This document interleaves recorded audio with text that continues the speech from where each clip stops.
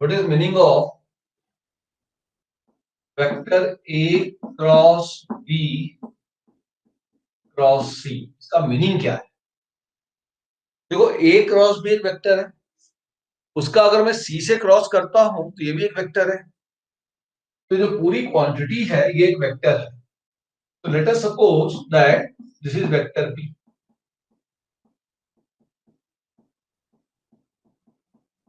इसको पी मान लें। And also let us suppose that Q is vector A cross B. Q vector A cross B.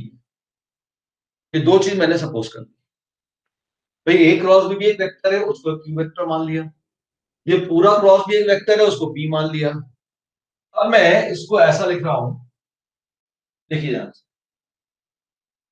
तो मैं vector P को लिख रहा हूं क्यू क्रॉस सी।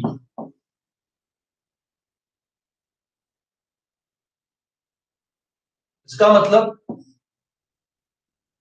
वेक्टर पी क्यू क्रॉस सी अगर है तो क्यू क्रॉस सी, जिसका अभी नया नाम हमने वेक्टर पी दिया है, ये क्यू क्रॉस सी जिन वेक्टर से बनता है उसी में परपेंडिकुलर होता है।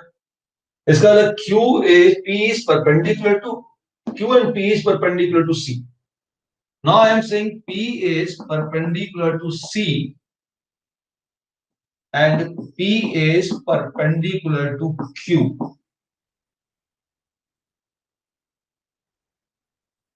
ठीक। Okay, what is Q? Q is perpendicular to A and B, है ना? लेकिन यहां से ये मिल रहा है कि Q is perpendicular to A and B. अब Q A और B पे परपेंडिकुलर है और दो वेक्टर A और B हैं, और हम जानते हैं कि दो वेक्टर तो हमेशा कोप्लेनर होते हैं। तो ये मान लीजिए दो वेक्टर है A एंड B। दोनों वेक्टर को किसी कैसे भी आप खींच दो, they are always coplanar. Two vectors are always coplanar, ये अपन ऑलरेडी ले चुके हैं। ये दो वेक्टर हैं तो एक ही प्लेन में आएंगे। अच्छा, क्यू क्या है? क्यू इस पे परपेंडिकुलर है, तो क्यू इस पेन की डायरेक्शन में लगेगा। समझते जाना, क्यू कहां लगेगा? क्यू इस पेन की डायरेक्शन में लगेगा। इस पेन की डायरेक्शन में लग रहा है क्यू, दिख रहा है पेन? पेन की डायरेक्शन में लग रहा है क्यू। ओके। अच्छा, तो अब ये बताओ पी क्या है? पी इस क्यू पे परपेंडिकुलर है। पी इज, ये जो ब्लू हेड वाला पेन है, ब्लू हेड वाला पेन देखिए, ब्लू हेड वाला पेन दिख रहा है, ये क्यू है। अब P इसके ऊपर परपेंडिकुलर है, ब्लैक हेड वाला P, या ऐसा ले लो, इस पे परपेंडिकुलर है, कुछ भी ले लो, ये इस पे परपेंडिकुलर है P। अब मैं इस Q को हटा देता हूं और ये P एक मेरा वेक्टर है, क्योंकि एक फ्री वेक्टर है। इस फ्री वेक्टर को मैं उसी के पैरेलल आगे पीछे कहीं मूव कर सकता था, तो मैंने इस P वेक्टर को मूव करके इस प्लेन पे ले आया। अब इस प्लेन पे ध्यान से देखो, इस प्लेन के ऊपर वेक्टर P आ चुका है। वेक्टर A और B ऑलरेडी इस प्लेन के ऊपर है। इसका मतलब vector P, A and B एक ही प्लेन पे आ गए। It mean these three vectors are coplanar. तो P परपेंडिकुलर टू Q है and Q is perpendicular to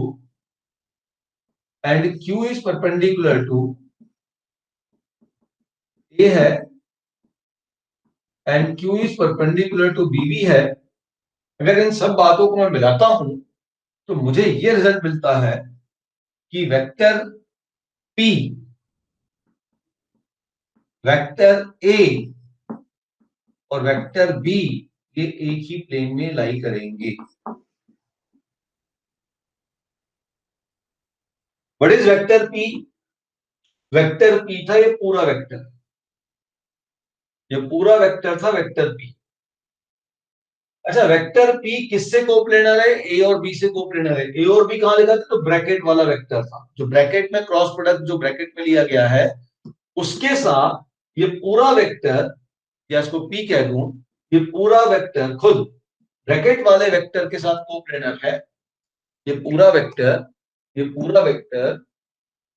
या P नाम दे दो आप, जो भी कहना है, ये पूरा वेक्टर ब्रैकेट वाले वेक्टर के साथ कोप्लेनर है और ब्रैकेट के बाहर वाले वेक्टर के साथ perpendicular. what I can say finally that A cross B cross C ये खुद एक वेक्टर है, इज ये खुद वेक्टर इज, या P नाम दे लो आप चाहो तो समझने के लिए, is coplanar with bracket vectors, कौन सा vector A and B and perpendicular.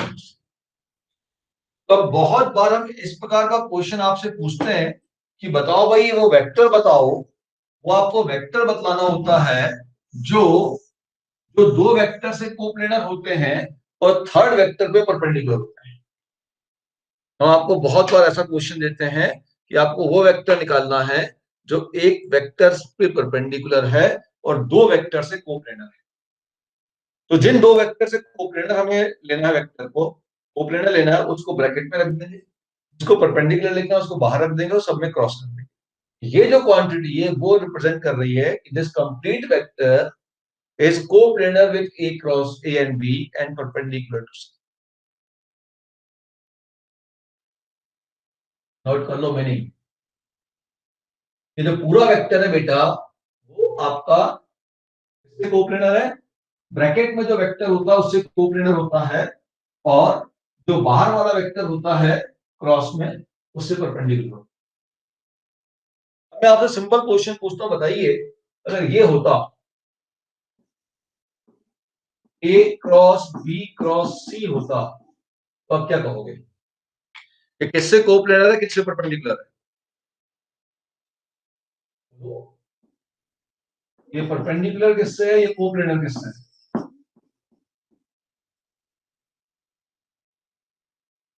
बोलिए। A cross B cross C, this is coplanar with what and perpendicular to what? Clear दिख रहा है, जो ब्रैकेट के अंदर वेक्टर है उससे ये कोप्लेनर है और जो बाहर वाला वेक्टर है उससे परपेंडिकुलर। अच्छा, अब मैं अगर ऐसा लिख दूं कि A cross B cross A, अब बताओ किसके परपेंडिकुलर है किससे कोप्लेनर है? तो बेटा जो ब्रैकेट के अंदर वेक्टर है ना उससे ये हमेशा कोप्लेनर है, जो ब्रैकेट के बाहर वेक्टर है उससे ये परपेंडिकुलर है। वैसे बाहर भी वही वेक्टर है एक दो की ब्रैकेट के अंदर है। हाँ तो ऐसा पॉसिबल है, उसमें दिक्कत थोड़ी है। देखो अभी डायग्राम बनाते हैं।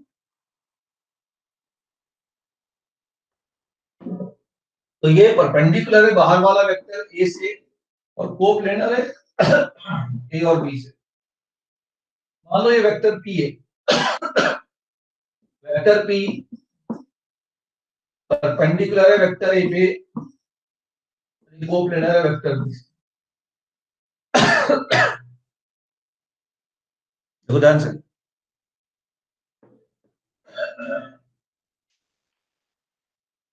बात समझ में आ गई, इसका मीनिंग समझ में आया?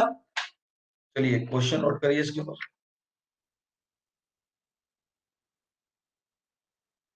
देखो बेटा आपको वेक्टर निकालना है, मान लो वेक्टर आर है,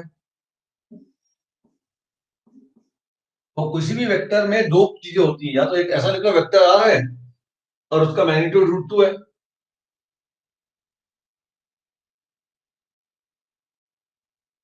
तो √2 मैग्नीट्यूड को कैसे यूज करोगे? तो let us suppose this is vector A, this is vector B, this is vector C. हमने कहा हमें वैसा वेक्टर चाहिए इसका मैग्नीट्यूड √2 हो, ठीक है, ओके, और वो कोप्लेनर हो इन दो वेक्टर से, इसके परपेंडिकुलर हो, तो इन दोनों से कोप्लेनर हो और इसके परपेंडिकुलर। तो किसी भी वेक्टर में दो चीजें होंगी, एक तो उसका मॉडुलस होगा और एक उसका एनकैप होगा। मॉड तो ऑलरेडी तुमको दे दिया गया कि √2 होना चाहिए। अब आर कैप निकालने के लिए वेक्टर निकालना पड़ेगा। तो आर कैप क्या कह रहा है, ये क्या कह रहा है, वेक्टर क्या कह रहा है, किसी कोप्लेनर चाहिए ए और बी के, और परपेंडिकुलर चाहिए सी के। इसका मतलब आर कैप क्या होगा, what is R cap, unit vector क्या होगा, जिससे कोप्लेनर चाहिए उसका क्रॉस करोगे ए क्रॉस बी, इसके परपेंडिकुलर है उसका बाहर क्रॉस करोगे और इसका मॉड से डिवाइड। ये दे देगा इसकी तरफ लगने वाला यूनिट वेक्टर। अब यहाँ दो पॉसिबिलिटी हो सकती थी, तो आप प्लस और माइनस दोनों रखो, क्योंकि आपको ये नहीं मालूम है कि वो यूनिट वेक्टर अपवर्ड डायरेक्टेड है कि डाउनवर्ड डायरेक्टेड। ये कैसे निकालोगे यार, ये तो सिंपल है ना, बाहर वाले का दूर वाले से डॉट इनटू पास वाला, पहले इसको अलग से निकालो, A cross B cross C, जो का बाहर वाले से दूर वाले का dot C dot A into vector B minus E dot B into vector A. अब सी डॉट ए निकालो, सी का ए से डॉट करो तो हो गया 6 माइनस 2 माइनस 1 तो देगा 3 into vector B i plus j minus 2 k minus C dot B, C का बी से डॉट करो तो 2 प्लस 2 4 माइनस 2 तो हो गया 2 इंटू वेक्टर ए 3i माइनस जे माइनस के। अब 3i माइनस 6i तो minus 3i plus 3j plus 2k तो हो गया plus 5k 5j sorry 5j, और माइनस 6k और प्लस 2k तो माइनस 4k। ठीक है, ये आ गया vector a cross b cross c। ठीक, अब इसको इसके मॉड से डिवाइड कर लीजिए और उसको आर कैप में मल्टीप्लाई कर दीजिए। आपका तो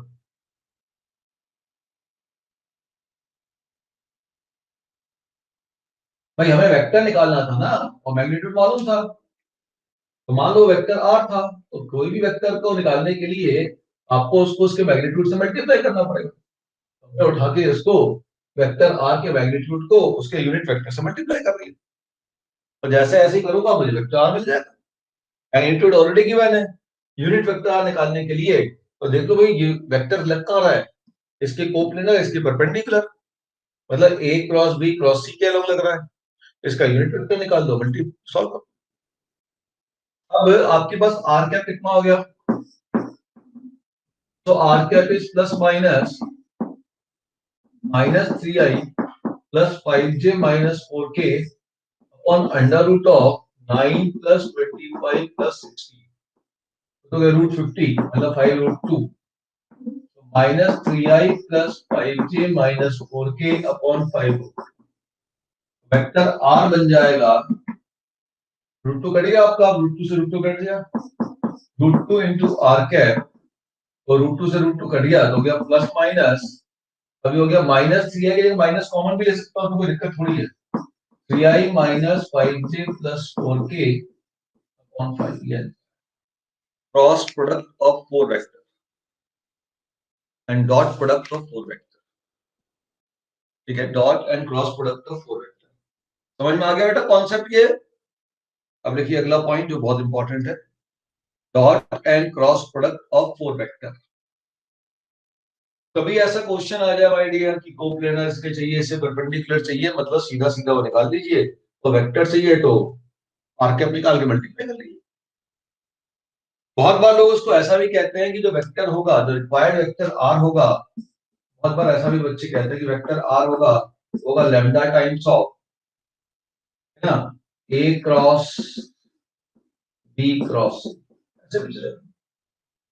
अब ए क्रॉस बी क्रॉस सी निकाल लो, और आर का मॉड दिया रूट 2, इसका मॉडुलस को इक्वेट कर दो, लैम्डा मिल जाएगा, लैम्डा को वापस रिप्लेस कर दो। ठीक है, तभी कर सकते हो।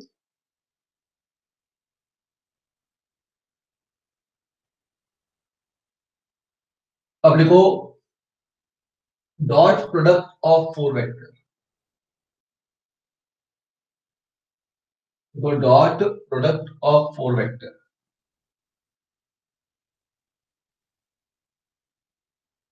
इसका रिजल्ट लिखना ऑलरेडी पहले ही बता चुका हूं मैं, लेकिन अब हम थोड़ा सा प्रूफ कर लेते हैं। Dot product of four vector,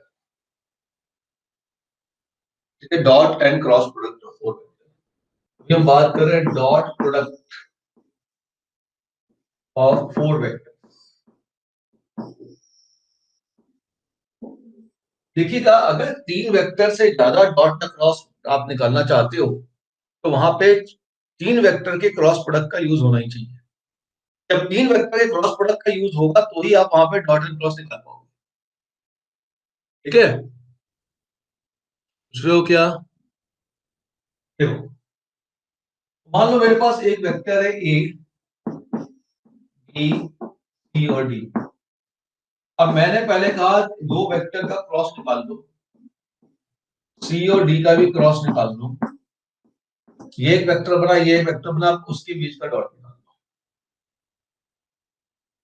ठीक, इसका आंसर लिखना मैंने आपको सिखा दिया था, अगर आपको ध्यान हो तो। इसको लिख दो रो वाइज, इसको लिख दो कॉलम वाइज, डॉट कर दो, आंसर। लेकिन अगर आप सॉल्व करना चाहती हो तो सपोज कर लो कि दिस वेक्टर इज एल,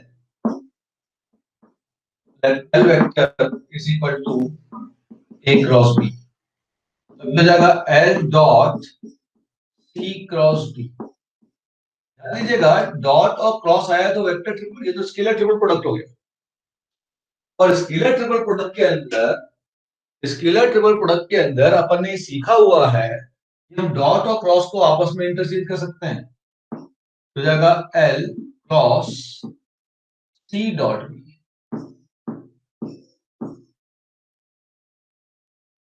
हमने पढ़ा था प्रॉपर्टी की, we can interchange dot and cross.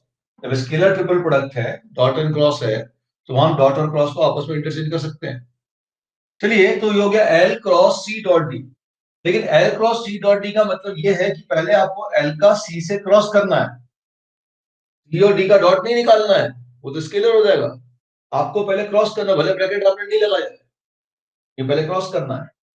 इसको लिखना है L cross C dot D. अब एल क्रॉस सी में एल को वापस रिप्लेस कर दो, A cross B cross C dot D.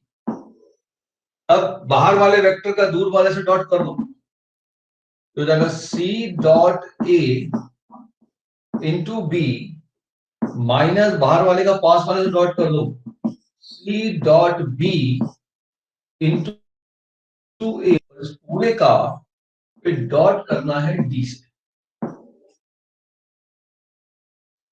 अच्छा देखो, सी डॉट ए तो स्केलर हो गया।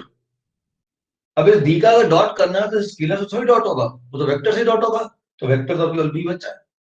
इस डी का डॉट अब इस बी से होगा, इस डी का डॉट अब इस ए से होगा, क्योंकि ये जो बाकी चीजें तो स्केलर हो चुकी है। तो this is nothing but C dot A into B dot D minus C dot B into A dot D, and this is nothing but determinant. देखिए a1 b2 minus a2 b1। तो ये determinant कैसे लिखना है, पहले vector a को रो Y लिख दो और इसका डॉट कर दो इससे कॉलम वाइज। ये आंसर हो गया, c dot a into B dot D minus a dot d into b dot. This is called dot product of four vector. कैसे क्रिएट हुआ समझ में आ गया? क्रिएट करने का तरीका बिल्कुल सिंपल है कि हमको करना क्या है कि हम डॉट और क्रॉस को आपस में इंटरचेंज कर दें और सिंपल सॉल्व कर दें। और एक्चुअल में रिजल्ट याद रखना बड़ा आसान है कि दो वेक्टर का अगर हमें डॉट प्रोडक्ट करना है, हमें उसको कैसे डिटरमिनेंट में लिखना है। एक वेक्टर को आईजे के सॉरी रो वाई लिख लीजिए, दूसरे वेक्टर को कॉलम वाई लिख लीजिए और दोनों को उठाकर डॉट कर दीजिए। हो गया। Now cross product of four vector, cross product of four vectors, ये क्या होता है बेटा? जैसे अब ए और बी का क्रॉस कर दूं और सी और डी का क्रॉस कर दूं, ये भी वेक्टर बना, यही वेक्टर बना। मुझे आउटपुट क्या चाहिए चार वेक्टर क्रॉस का? आउटपुट क्या चाहिए? एक वेक्टर चाहिए, या वेक्टर प्रोडक्ट भी कह सकता हूं। इसका क्रॉस करो, ठीक। इसको भी सॉल्व करने का बिल्कुल सिंपल तरीका है, इसको एल मान लो, तो एल क्रॉस सी क्रॉस डी। तो तीन वेक्टर का क्रॉस प्रोडक्ट ऑटोमेटिक क्रिएटेड है, तो L dot D into C, L dot C into B, सीधा हो जाएगा। तो मैं एल मानने की बजाय मैं सीधा ले रहा हूं, एल की जगह इस पूरे को ही ले लो इकट्ठा। ये बाहर वाला वेक्टर, ये बाहर वाला वेक्टर, ये उसके पास वाला वेक्टर, और ये इसके दूर वाला वेक्टर। इस पूरे ब्रैकेट को ही बाहर वाला वेक्टर ले लो। एल भी ले सकते हो, लेकिन इस पूरे को ही बाहर वाला वेक्टर ले लो। इसको पास वाला, इसको दूर वाला, देखो क्रॉस प्रोडक्ट लग रहा है नहीं लग रहा है? मैंने क्या कहा अभी आपको? 3 से ज्यादा वेक्टर के क्रॉस प्रोडक्ट या डॉट प्रोडक्ट में आपको वेक्टर ट्रिपल प्रोडक्ट क्रिएट करना पड़ेगा। तो यहां देखिए vector triple product already created है। तो इस बाहर वाले वेक्टर का दूर वाले से डॉट करो, A cross B dot D, A cross B dot D into bracket बड़ा ब्रैकेट इनटू पास वाला वेक्टर सी माइनस बाहर वाले का पास वाले से dot. So A cross B dot C into दूर वाला वेक्टर।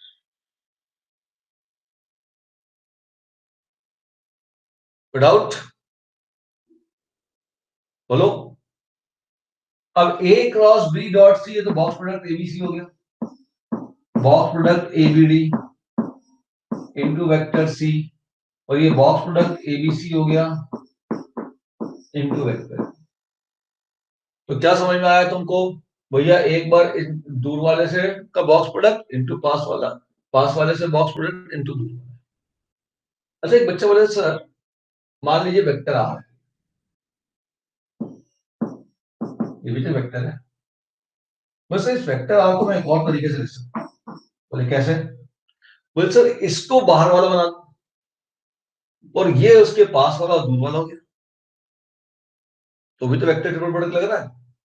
बिल्कुल लगा लो, बाहर वाले का दूर वाले से डॉट, तो हो गया box product C D A into पास वाला बी माइनस बाहर वाले का वेक्टर आर को ऐसे भी लिखा जा सकता है, बाहर वाले का पास वाले से dot, C D B into दूर वाला। ध्यान रखना जो क्रॉस प्रोडक्ट वाला टर्म होता है उसको पहले लिखना है, सी सी क्रॉस डी है ना, सी क्रॉस डी डॉट बी, तो सी डी बी।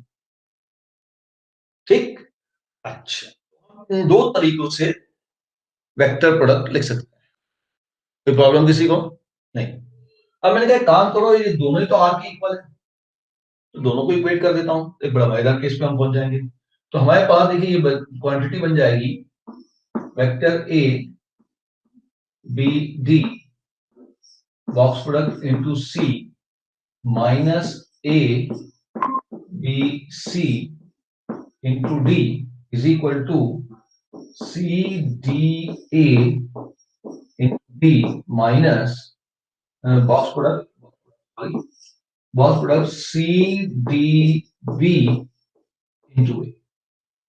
अब यहां से मैं किसी भी एक वेक्टर को, सी को चाहूं तो ए बी और डी के टर्म में लिख सकता हूं, डी को चाहूं तो ए बी और सी के टर्म में लिख सकता हूं। अब मैं यहां से किसी भी एक वेक्टर को बाकी 3 वेक्टर के टर्म में एक्सप्रेस कर सकता हूं। ध्यान दीजिएगा, यहां से मैं किसी भी एक वेक्टर को बाकी 3 वेक्टर के टर्म में एक्सप्रेस कर सकता हूं, और ये जो एक्सप्रेशन हो रहा है ये बॉक्स प्रोडक्ट के साथ हो रहा है।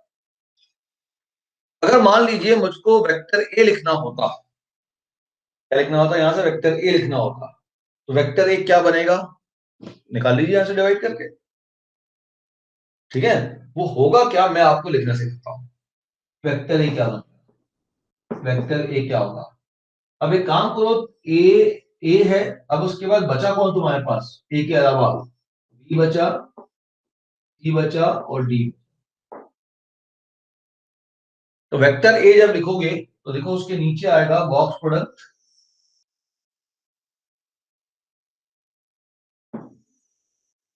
अब box product C D B लिखूं या बी सी डी लिखूं, एक ही बात, सेम साइक्लिक ऑर्डर है। तो नीचे लिखा box product B C D.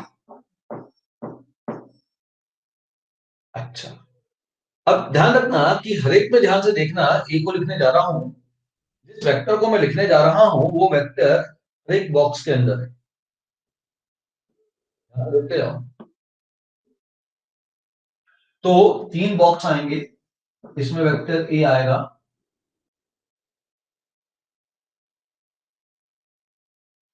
Plus अगले बॉक्स में भी वेक्टर ए आएगा, प्लस अगले बॉक्स में वेक्टर, अब ए कहां आएगा वो देखना है, बनाते हैं उसको कैसे आएगा। तो एक काम करो, एक बार ए को यहां डाल दो, यहां डाल देते हैं, एक मिनट, चलो यहां डाल देते हैं, यहां रख देते हैं ए को। जैसे ए को यहां रखेंगे तो ये जगह vector A B C D, A B C D बाहर हो जाएगा।